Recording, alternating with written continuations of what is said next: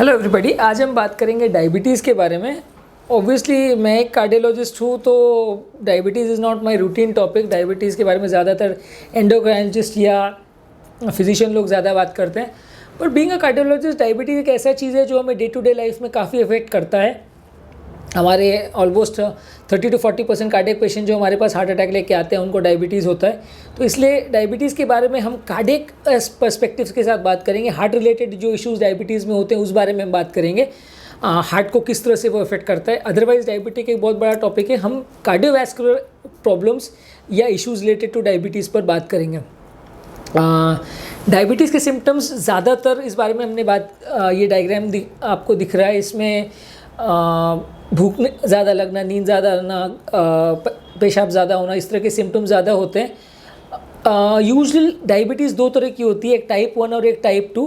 Type 1 diabetes usually जल्दी होती है, यानी 10-15 साल की एज में चालू हो जाती है। ज़्यादातर इसमें पेशेंट्स को इंसुलिन पर रखना पड़ता है, इसमें टैबलेट्स इतना वर्क नहीं करती हैं। और type 2 diabetes usually middle age में स्टार्ट होती है, 25-30 साल की एज के बाद चालू होती है, और इसमें ज़्यादातर पेशेंट इनिशियली टैबलेट्स पर रखते हैं और सब्सिक्वेंटली काफ़ी पेशेंट्स को इसमें इंसुलिन पे भी रखना पड़ता है। डायबिटीज़ होने का रिस्क, टाइप 2 डायबिटीज़ होने का रिस्क ज़्यादातर जो लोग का वज़न ज़्यादा है, इनएक्टिव ज़्यादा रहते हैं, हाइपरटेंसिव हैं, फैमिली हिस्ट्री है, जिनका एज ज़्यादा है, प्रेगनेंसी से रिलेटेड या गायनेकोलॉजिकल कुछ बीमारियाँ हैं जैसे PCOD, उसमें हो सकता है।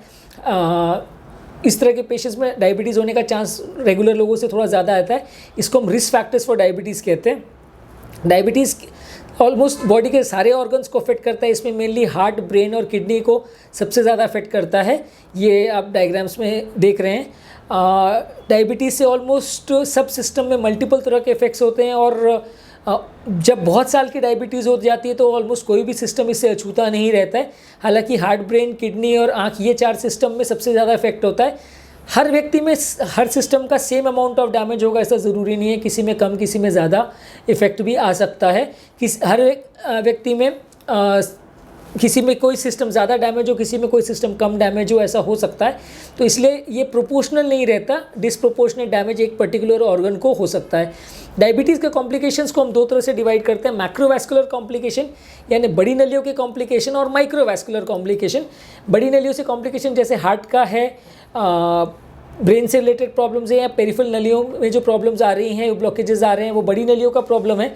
और किडनी से रिलेटेड या आंखों से रिलेटेड या ब्रेन से रिलेटेड जो छोटी नसों का प्रॉब्लम आता है, न्यूरोपैथी जिसको बोलते हैं, वो स्मॉल वेसल या माइक्रो वैस्कुलर डिजीज़ में आता है। यूजुअली ये सिस्टम्स का डैमेज होना डायबिटीज़ होने के साथ तुरंत ही चालू हो जाता है। ज़्यादातर जिन लोगों को 5 से 10 साल की डायबिटीज़ होती है उसको ये सिस्टम डैमेज होना चालू हो जाता है।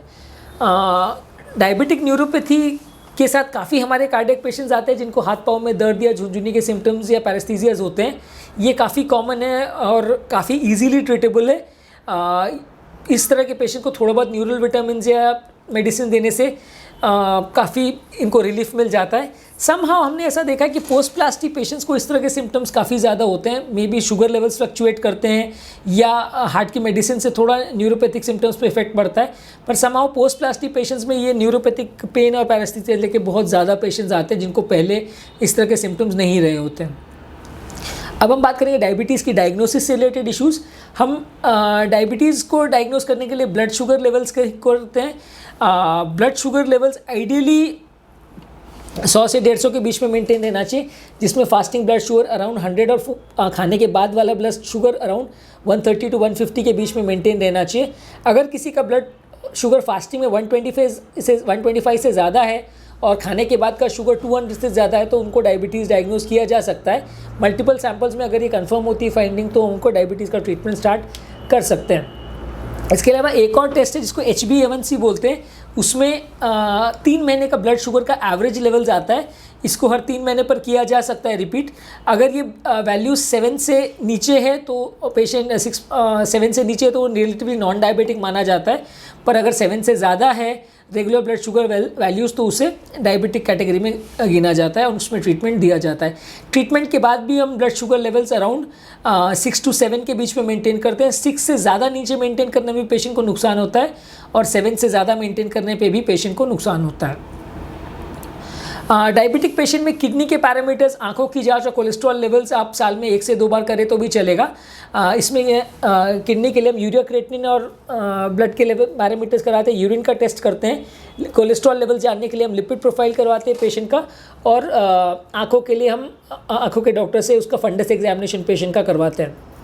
ब्लड शुगर ज़्यादातर पेशेंट में वेस्टर्न कंट्रीज़ के डेटा जो है वो रिकमेंड करती है कि डेली बेसिस पे चेक होना चाहिए।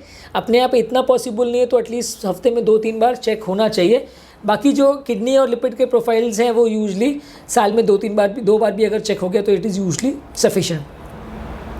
अब हम डायबिटिक पेशेंट के डाइट के बारे में बात करेंगे। ज़्यादातर जो हार्ट के पेशेंट्स की डाइट के लिए हमने यूज़ किया था, ज़्यादातर वैसे ही डाइट इसमें रहेगा।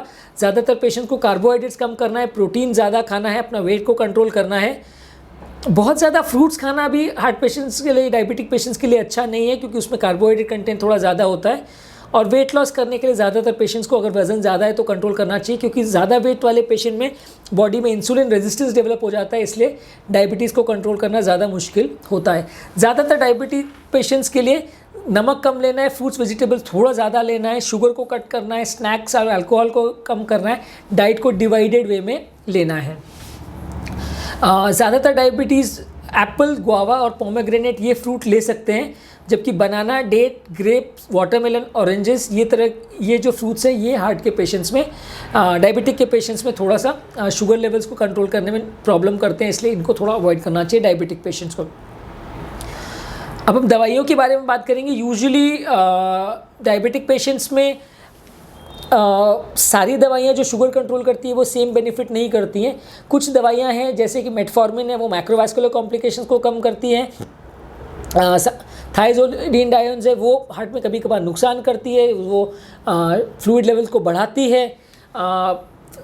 SGLT2 इनहिबिटर्स जो फ्लोजिन ग्रुप करके मेडिसिन आती है वो हार्ट के काफ़ी पैरामीटर्स को हेल्प करती है।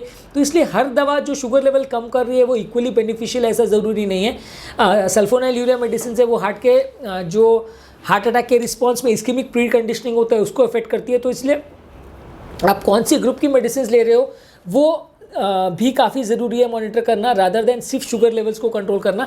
कई पेशेंट्स क्या है, डॉक्टर्स को इस हिसाब से जज करते हैं कि वो डॉक्टर से ने शुगर जल्दी अच्छे से कंट्रोल किया तो वो डॉक्टर की मेडिसिन अच्छी है। रादर देन अच्छी और बुरी मेडिसिन या रादर देन सिर्फ शुगर कंट्रोल पे फोकस करने से ज़्यादा ज़रूरी है कि कौन सी मेडिसिन से आपको लॉन्ग टर्म बेनिफिट ज़्यादा मिलेंगे आपके हार्ट के लिए और आपके किडनी के लिए, कौन सी मेडिसिन ज़्यादा अच्छी है, उन पर ज़्यादा फोकस करना ज़्यादा ज़रूरी है डायबिटिक पेशेंट्स के लिए। ज़्यादातर डायबिटिक पेशेंट में कोलेस्ट्रॉल लेवल्स बहुत ज़्यादा अग्रेसिवली कंट्रोल करते हैं, क्योंकि डायबिटिक पेशेंट में हार्ट की नलियों में ब्लॉकेजेस डेवलप होने का टेंडेंसी बहुत ज़्यादा रहता है। इसमें LDL लेवल को हम 70 से नीचे कंट्रोल करने की कोशिश करते हैं। रेगुलर पेशेंट में अप टिल 100 भी एक्सेप्टेबल होता है। डायबिटिक पेशेंट्स में अग्रेसिव शुगर का और कोलेस्ट्रॉल का और ब्लड प्रेशर का कंट्रोल करना काफ़ी ज़्यादा ज़रूरी है।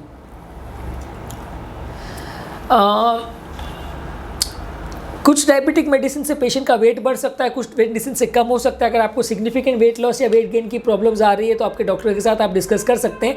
आपकी मेडिसिन को हम इस हिसाब से मॉडिफाई कर सकते हैं। ज़्यादातर डायबिटीज़ मैनेजमेंट के लिए एलोपैथिक मेडिसिन काफ़ी अच्छी हैं, काफ़ी लॉन्ग टर्म शुगर कंट्रोल्स काफ़ी अच्छा रहता है इनसे। पर कई मेडिसिन आयुर्वेदिक और होम्योपैथिक में भी है जो शुगर लेवल्स को डिसेंटली कंट्रोल करती हैं। लॉन्ग टर्म शुगर कंट्रोल इनसे कितना अच्छा मेंटेन रहता है इसके कोई बड़ी स्टडीज़ नहीं है, पर आप इन्हें यूज़ कर सकते हैं। साइड इफ़ेक्ट्स कंपेरेटिवली कम है ऐसा माना जाता है। डायबिटिक पेशेंट में एक कॉम्प्लिकेशन होता है जिसको कीटो एसिडोसिस बोलते हैं। बॉडी में एक तरह का टॉक्सिन है, कीटोन बॉडीज़ है जो सडनली बन जाते हैं। ये बॉडी में कोई भी तरह का हार्ट अटैक या कोई भी तरह का स्ट्रेस या इन्फेक्शन या इस तरह का प्रॉब्लम हो जाए तो इस तरह के पेशेंट्स को ये प्रॉब्लम ज़्यादा होती है। इस तरह के पेशेंट को सडन पेट में दर्द होना, वॉमिटिंग होना, घबराहट होना, BP फ्लक्चुएट होना, इस तरह के प्रॉब्लम ज़्यादा होते हैं। और टाइप 1 डायबिटिक्स यानी यंग पेशेंट जिनको डायबिटीज़ होता है उसमें इसका रिस्क कंपेरेटिवली ज़्यादा होता है। हार्ट अटैक के बाद भी कुछ पेशेंट्स को कीटोन बॉडीज़ का रिलेटेड प्रॉब्लम्स आ सकती हैं। डायबिटिक पेशेंट में हार्ट की नलियों के ब्लॉकेजेस के बारे में बात करेंगे। ज़्यादातर अच्छा ग्लूकोज कंट्रोल अगर हम पेशेंट का करते हैं तो उससे कोई गारंटी नहीं हो जाती कि ब्लॉकेजेस नहीं बढ़ेगा, पर हाँ कंपेरेटिवली थोड़ा कम चांस हो जाता है। अब हम बात करेंगे डायबिटिक पेशेंट में हार्ट की नलियों के ब्लॉकेजेस के बारे में। यूजली डायबिटिक पेशेंट में अगर नलियों आप शुगर कंट्रोल बहुत अच्छा भी मेंटेन करें तो भी ये कोई गारंटी नहीं होती कि कोई नली का ब्लॉकेज नहीं होगा। बहुत अच्छे शुगर कंट्रोल होने के बाद रिस्क कम हो जाता है। ख़त्म नहीं होता। डायबिटिक पेशेंट में नॉर्मल व्यक्ति के कंपैरिजन में हार्ट अटैक्स का चांस कई गुना ज़्यादा रहता है, ऑलमोस्ट 4 से 5 गुना ज़्यादा रहता है। हार्ट अटैक ज़्यादा सीवियर होता है, कई बार पेनलेस हो सकता है, एक बार में मल्टीपल नलियाँ इन्वॉल्व हो सकती हैं। स्टेंट्स और बाईपास के रिजल्ट भी डायबिटिक पेशेंट में नॉन डायबिटिक से कम अच्छे आते हैं। तो इस तरह से डायबिटिक पेशेंट में हार्ट अटैक से रिलेटेड प्रॉब्लम्स होने का चांस नॉर्मल व्यक्ति से या नॉन डायबिटिक पेशेंट से काफ़ी ज़्यादा होता है। पहले ही कॉन्सेप्ट था कि डायबिटिक पेशेंट जिसको मल्टीपल नली का ब्लॉकेज है सबको बाईपास ही करते थे, पर आजकल वो कॉन्सेप्ट उतना फॉलो नहीं होता। अगर ब्लॉकेज एंजियोप्लास्टी के लिए फीजिबल है तो स्टेंट्स भी कर सकते हैं, long term results almost equivalent हैं। लास्ट हम बात करेंगे हाइपोग्लाइसीमिया के बारे में। हाइपोग्लाइसीमिया यानी सडन शुगर का कम होना। इसके सिम्टम्स ऑलमोस्ट हार्ट अटैक जैसे हो सकते हैं। पेशेंट को सडन घबराहट, पसीना, चक्कर, कमजोरी जैसा आना हो सकता है। इसके सिम्टम्स को हार्ट अटैक से डिफरेंशिएट करने के लिए ज़्यादातर हम यही एडवाइस करते हैं कि पेशेंट को आप तुरंत ग्लूकोज पाउडर दे दीजिए।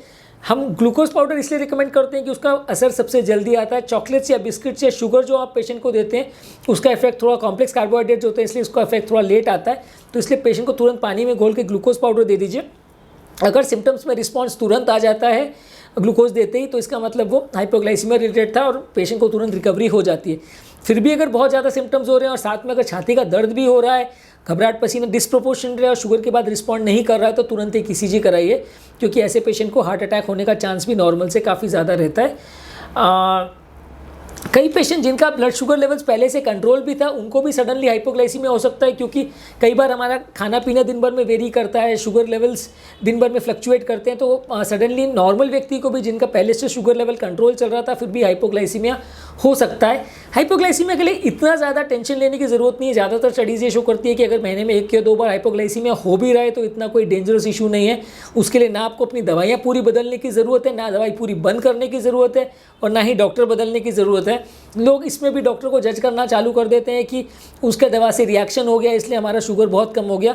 अगर hypoglycemia once in a while हो रहा है और घर पे मैनेज हो जा रहा है तो उसके लिए कोई टेंशन नहीं है, हॉस्पिटल आने की ज़रूरत नहीं है।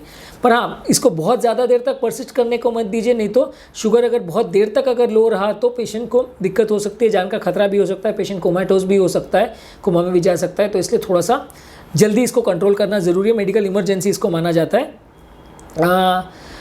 डायबिटिक पेशेंट में हार्ट और किडनी को प्रोटेक्ट करने के लिए आपको long term sugar, BP, cholesterol को बहुत स्ट्रिक्टली और अग्रेसिवली कंट्रोल करना पड़ेगा, और ये कंट्रोल करने से आपका प्रॉब्लम्स होने का चांस कम हो जाता है, ख़त्म नहीं होता। जितना अग्रेसिवली और जितने अच्छे वेल मॉनिटर्ड वे में आप अपना ब्लड शुगर और कोलेस्ट्रॉल और बीपी लेवल्स को कंट्रोल करेंगे, उतना लॉन्ग टर्म आपके टारगेट ऑर्गन डैमेज कम होंगे और आपका लाइफ टाइम डायबिटीज़ होने के बाद भी आपका सिस्टम ज़्यादा साल तक काम देते रहेंगे। Thank you.